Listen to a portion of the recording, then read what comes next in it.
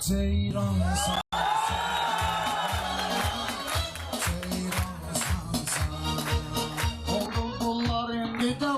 Sözə heyran deyir, yaxşı şair deyəndə hər dərdə dərman deyir.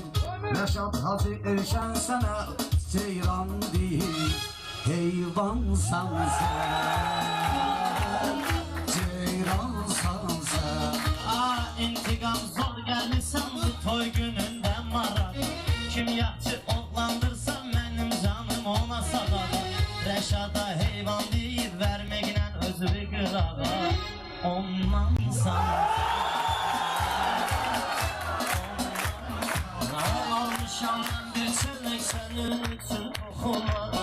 Əkmişəm bağımda gül pərviz gəlib oxumağa. Başladım pərviz yenə turətsiz ki oxumağa. Tarkansan sən, Tarkansan sən. İndi bildim ki sənin başından Çəkəndə papruzu incimər Rəşad öskürəcəm. Bülbüləli pərdizin atvetin özün verəcəm. Bundan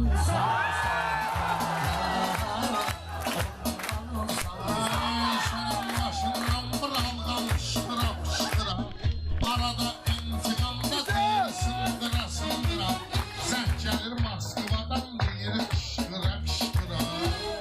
Telmansan